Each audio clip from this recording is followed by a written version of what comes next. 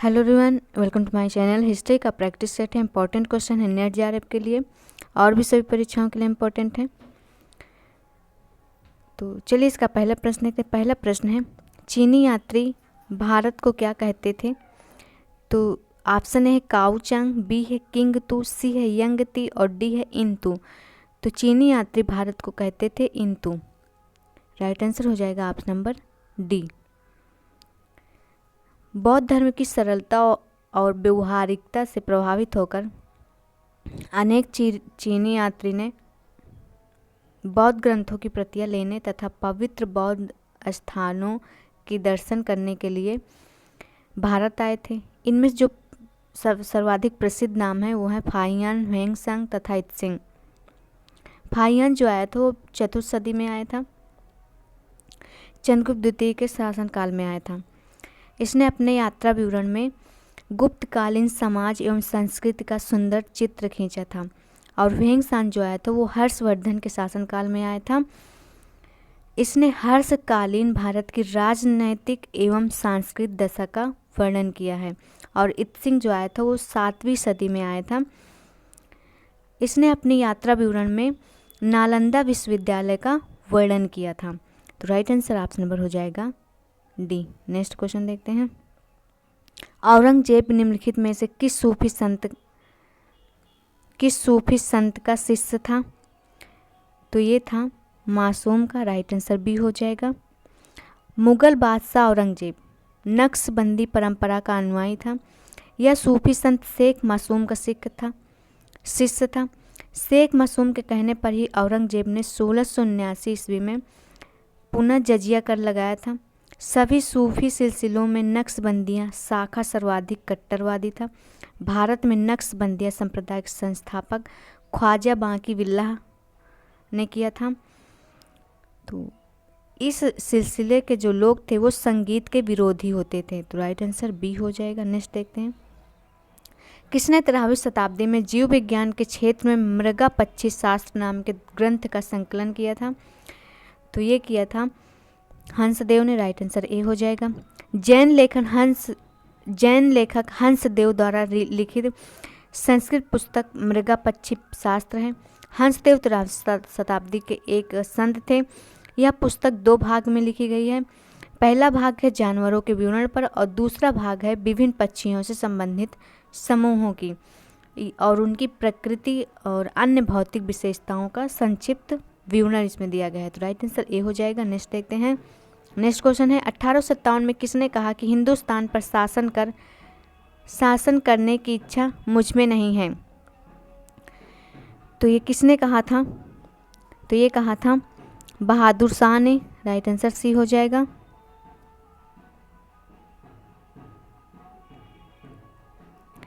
Right answer option number हो जाएगा सी। 21 सितंबर 1857 ईस्वी को दिल्ली पर पुनः अंग्रेजों का अधिकार हो गया था, परंतु इस संघर्ष में जॉन निकोलस मारा गया था। हडसन ने सम्राट के 2 पुत्रों मिर्जा मुगल एवं मिर्जा ख्वाजा सुल्तान को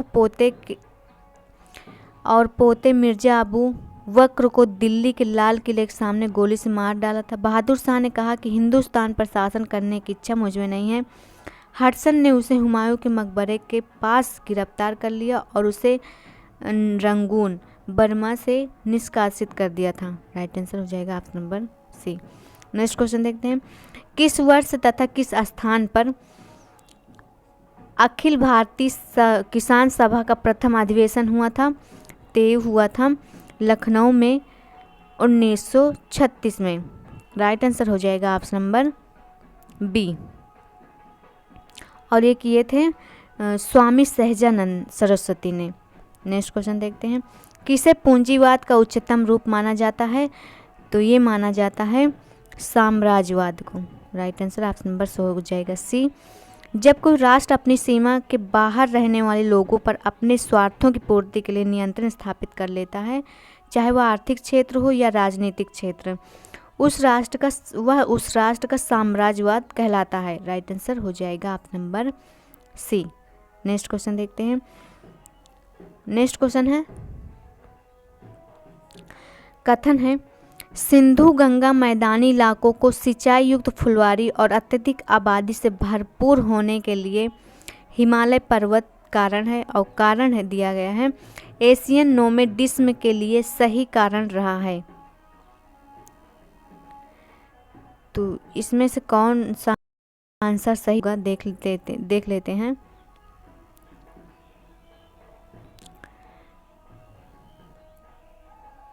कथन है इसमें, सिंधु गंगा मैदानी इलाकों को सिंचाई युक्त फुलवारी और अत्यधिक आबादी से भरपूर होने के लिए हिमालय पर्वत कारण है। तो यह सही है, कथन जो है ये राइट आंसर हो जाएगा। और कारण जो है एशियन नोमेडिस्म के लिए सही कारण नहीं है इसमें दिया गया है।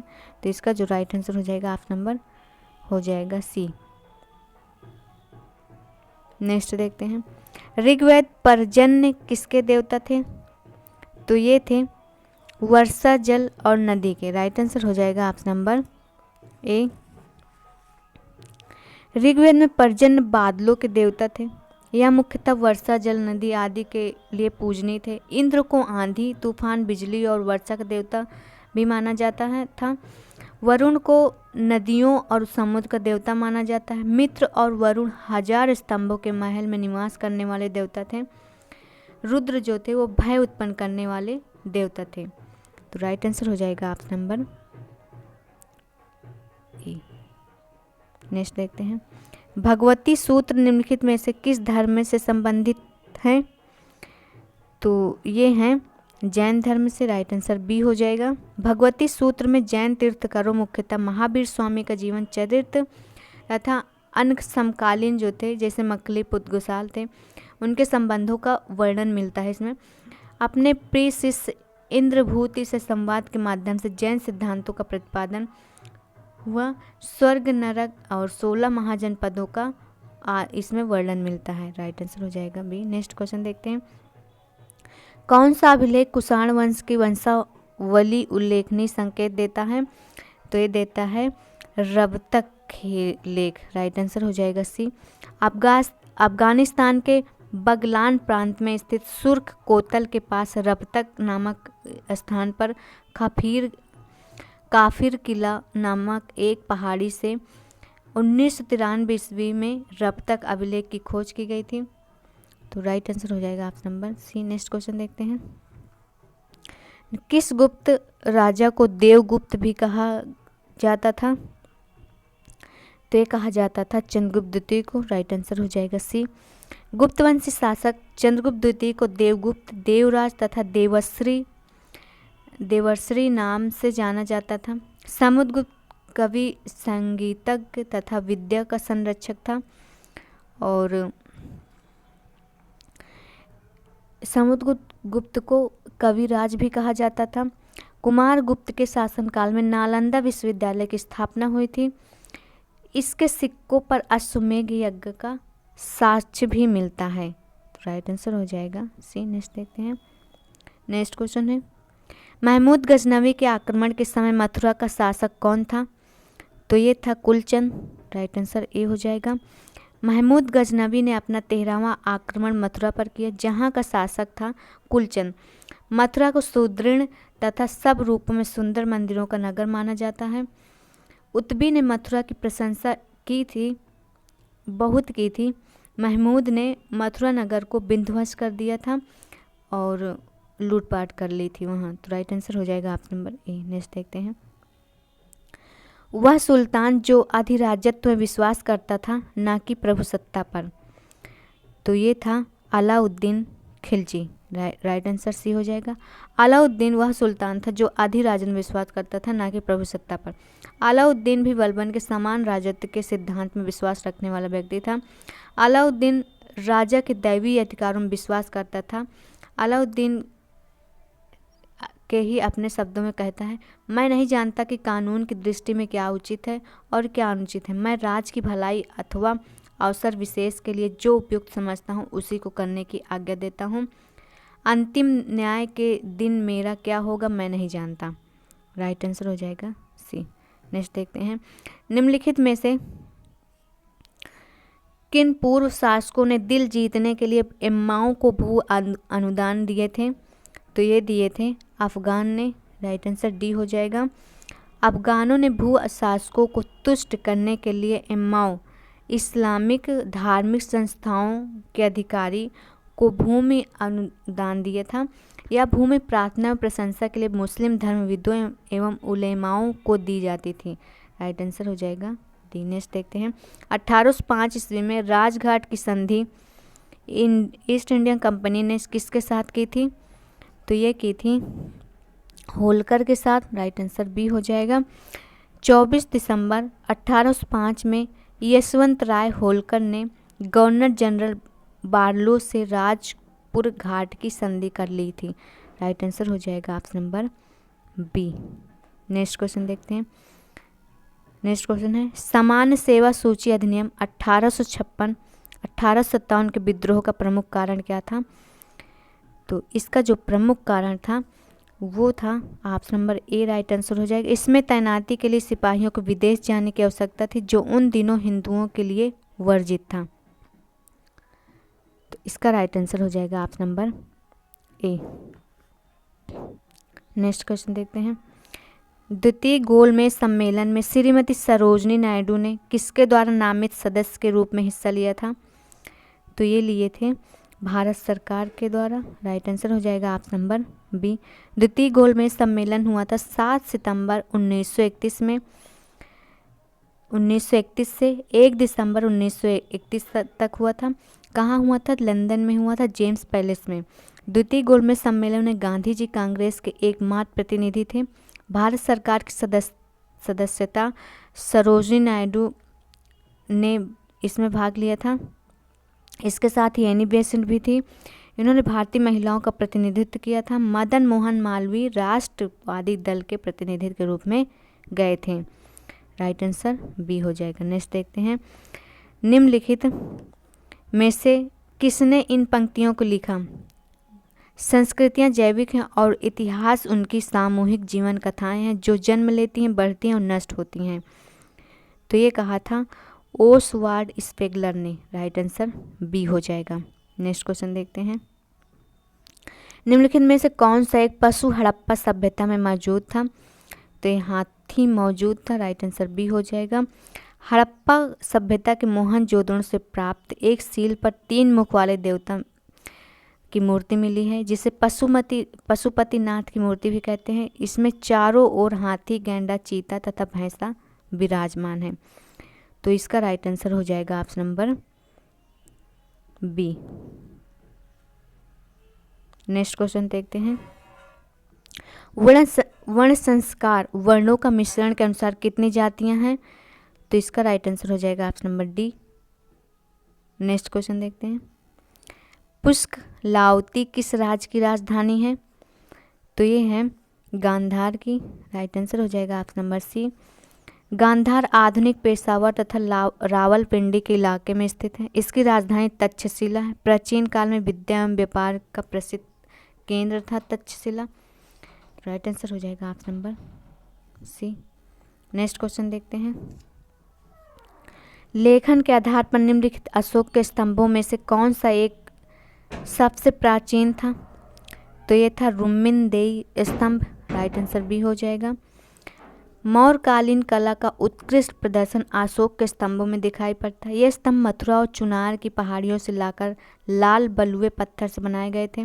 रुम्मिनदेई स्तंभ लेख के आधार पर अशोक के स्तंभों में सबसे प्राचीन है। इस स्तंभ पर खुदा हुआ लेख ब्राह्मी लिपि में है और बाएं ओर से दाईं ओर पढ़ा जाता था। तो राइट आंसर हो जाएगा ऑप्शन नंबर बी। नेक्स्ट देखते हैं। भक्ति आंदोलन के संदर्भ में निम्नलिखित कथनों पर विचार कीजिए। तो चलिए इसका देखते हैं। रामानंद का जन्म इलाहाबाद में तथा वल्लभाचार्य का जन्म वाराणसी में हुआ था। दूसरा है रामानंद के 12 प्रमुख शिष्य भिन्न भिन्न जाति और संप्रदाय के थे। तो इसका पहला भी सही हो जाएगा और दूसरा भी सही हो जाएगा। नीचे दिए गए कूट का प्रयोग कर सही उत्तर का चयन करना है इसमें। तो रामानंद जो थे वो इलाहाबाद से थे और वल्लभाचार्य जो थे वो वाराणसी से थे। और इनके 12 प्रमुख शिष्य थे जो भिन्न भिन्न जाति या संप्रदाय से थे। राइट आंसर हो जाएगा ऑप्शन नंबर सी। रामानंद का जन्म 1299 में हुआ था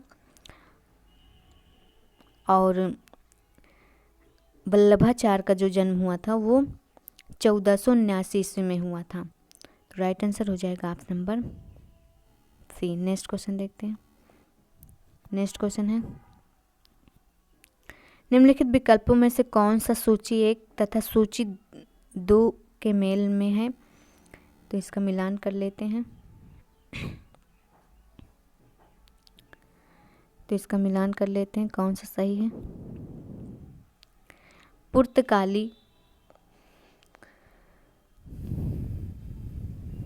पुर्तगाली गवर्नर अल्फांसो डी अल्बुकर्क ने 1510 ईस्वी में गोवा पर अधिकार कर अपना मुख्यालय बनाया था। 1510 में पणजी में बनाया था।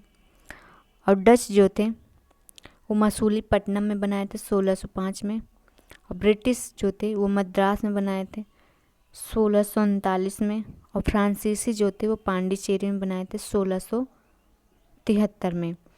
तो इसका जो राइट आंसर हो जाएगा ऑप्शन नंबर हो जाएगा डी। नेक्स्ट क्वेश्चन देखते हैं। नेक्स्ट क्वेश्चन है, राष्ट्रीय आंदोलन की निम्नलिखित घटनाओं को कालक्रम के अनुसार व्यवस्थित करिए तथा नीचे दिए गए कोड की सहायता सही विकल्प चुनिए। तो इसका देख लेते हैं। कम्युनल अवार्ड जो आया था 1932 में आया था। ये आया था 1932 में। और मुक्ति दिवस 1939 में। मुक्ति दिवस जो आया था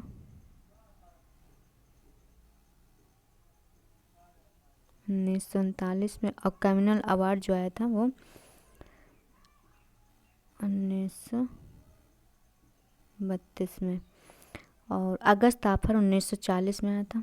1940 में आया था। और गांधी चिन्ह वार्ता जो हुई थी वो 1944 में हुई थी। ये 1944 में हुई थी। तो इस हिसाब से इसका जो राइट आंसर हो जाएगा, सबसे पहले ए होगा, उसके बाद सी। तो ए सी बी डी जो है इसका डी इसका राइट आंसर हो जाएगा। नेक्स्ट देखते हैं। सूची 1 को सूची 2 में सुमेलित कीजिए। नीचे दिए गए कूट का प्रयोग कर सही उत्तर चुनिए। सूची 1 में दिया गया संधि और सूची 2 में दिया गया दिनांक और वर्ष। तो कब हुई संधि? तो देखते हैं इसका कौन सा सही होगा। रूस जर्मनी अनाक्रमण समझौता जो हुआ था वो 23 अगस्त 1939 को हुआ था। 23 अगस्त 1939 को हुआ था। और म्यूनिख समझौता जो हुआ था वो 29 से 30 सितंबर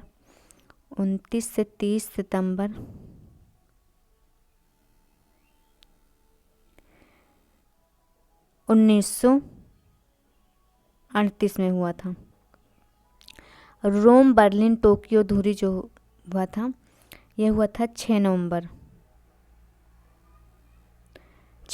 1937। एंग्लो जर्मन नाविक समझौता जो हुआ था वो हुआ था 18 जून 1935 में। तो इसका राइट आंसर देखते हैं नीचे क्या है।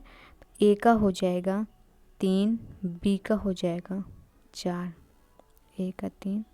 नीचे कूट दिया नहीं है तो मिलान कर लीजिएगा आप लोग। तो चलिए आज के लिए इतना है, मिलते हैं नेक्स्ट वीडियो में।